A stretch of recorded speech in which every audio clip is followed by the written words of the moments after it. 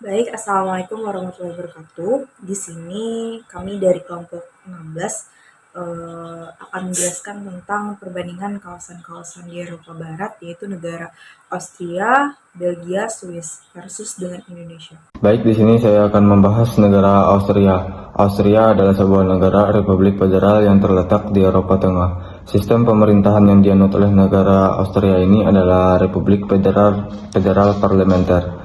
Sistem kekuasaan dan kelembagaan negara Austria mencirikan republik sebagai federasi yang tertinggi dari 9 negara bagian otonom. Nah, semua negara bagian memiliki konstitusi tertulis. Konstitusi Austria telah membentuk 3 cabang kekuasaan, yaitu kekuasaan eksekutif, legislatif, dan juga yudikatif. Pemerintahan daerah di Austria yang pertama di Wina sebagai ibu kota berfungsi ganda sebagai kota dan juga negara bagian dengan wali kota setara gubernur.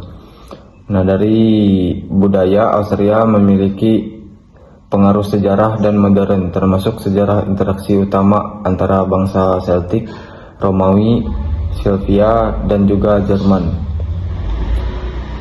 Ideologi negara Austria yaitu demokrasi, parlementer, federalisme, netralisme, ekonomi sosial dan pasar, komitmen pada hak asasi manusia, multikulturalisme, dan integrasi Eropa. Sedangkan bentuk negara di Indonesia adalah presidensial. Bentuk pemerintahan Indonesia yaitu republik. Sistem pemerintahan Indonesia adalah sistem pemerintahan presidensial, yang berarti presiden merupakan kepala negara dan kepala pemerintahan. Sistem kekuasaan negara Indonesia dibagi menjadi 3 cabang utama berdasarkan prinsip trias politika, yaitu eksekutif, legislatif, dan juga yudikatif. Pembagian ini bertujuan untuk menjaga keseimbangan kekuasaan dan mencegah penyalahgunaan wewenang. Pemerintahan daerah Indonesia juga terdiri dari sistem pemerintahan yang bertingkat.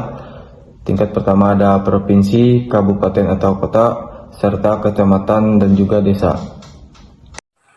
Baik, di sini saya akan menjelaskan negara Belgia. Belgia adalah monarki konstitusional dengan raja sebagai kepala negara yang kekuasaannya terbatas oleh konstitusi. Pemerintahan dijalankan oleh Perdana Menteri dan Kabinet yang bertanggung jawab kepada parlemen.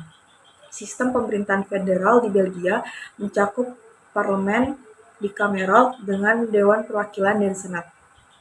Negara ini juga memiliki pemerintahan regional yang terdiri dari 3 wilayah, yaitu Brussels Capital, Flanders, dan Wallonia, serta 3 komunitas bahasa utama, yaitu Flemish, Francophone, dan Jerman. Belgia memiliki populasi sekitar 11,5 juta jiwa dengan tingkat kepadatan penduduk yang tinggi dan secara geografis berbatasan dengan Prancis, Jerman, Belanda, dan Luxembourg. Ideologi negara Belgia mencakup monarki konstitusional, federalisme, dan politik partai. Baik, dibandingkan di Indonesia, sejarah Indonesia ditandai oleh kolonialisme Belanda selama lebih dari 300 tahun sebelum merdeka pada 17 Agustus 1945. Selama periode penjajahan, berbagai perlawanan terjadi, seperti Perang Diponegoro dan Perang Aceh. Indonesia dapat mengalami pendudukan Jepang pada Perang Dunia II yang turut mempercepat proses kemerdekaan. Setelah proklamasi kemerdekaan oleh Soekarno dan Muhammad Hatta, Indonesia harus menghadapi perjuangan mempertahankan kemerdekaan dari Belanda hingga akhirnya diakui pada tahun 1949. Sistem pemerintahan Indonesia terbagi dari 3 cabang kekuasaan, yaitu eksekutif dari Presiden, legislatif DPR, DPD, dan MPR, dan yudikatif MA dan MK. Selain itu, pemerintah daerah menjalankan otonomi daerah di tingkat provinsi, kabupaten atau kota dan desa dengan perangkat pemerintahan yang terdiri dari sekretariat daerah, sekretariat DPRD, dinas daerah, dan lembaga teknis daerah. Kemudian, struktur pemerintahan daerah memungkinkan desentralisasi kewenangan dari pusat ke daerah dengan gubernur, bupati, atau wali kota sebagai pemimpin daerah. Kemudian, urusan strategis seperti pertahanan dan hubungan luar negeri tetap dikendalikan pemerintahan pusat. Swiss adalah negara dengan bentuk federasi di mana kekuasaan dibagi antara pemerintah pusat dan 26 unit politik yang disebut kanton. Bentuk pemerintahan negara Swiss adalah Republik Federal dan Republik Konstitusional. konstitusional. Sistem pemerintahan di negara Swiss menerapkan sistem demokrasi langsung yang memungkinkan rakyat ikut berpartisipasi dalam keputusan politik melalui referendum.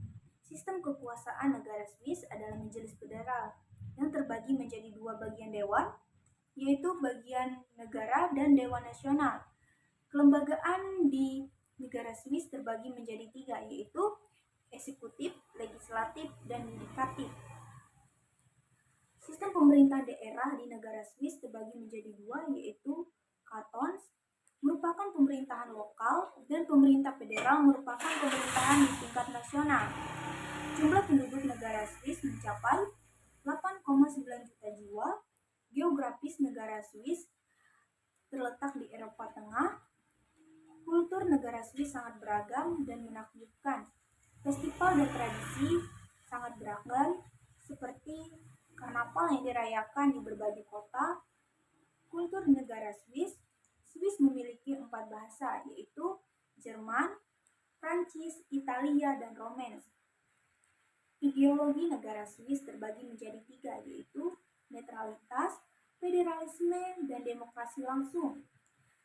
Baik, untuk kesimpulan dari keempat negara ini mengenai perkembangan ekonomi dan kualitas sumber daya dari negara Austria, Belgia, Swiss, dan Indonesia, menunjukkan perbedaan yang sangat signifikan di antara negara-negara lainnya. Austria, Belgia, dan Swiss memiliki ekonomi yang maju dan stabil, didukung oleh sektor industri dan layanan yang kuat.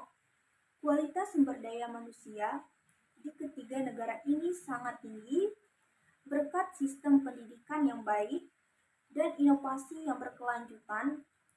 Di sisi lain, Indonesia sebagai negara berkembang memiliki potensi ekonomi yang besar, didukung oleh kekayaan sumber daya alam yang melimpah, namun Indonesia masih menghadapi tantangan seperti infrastruktur yang belum memadai dan ketidakmerataan dalam pendidikan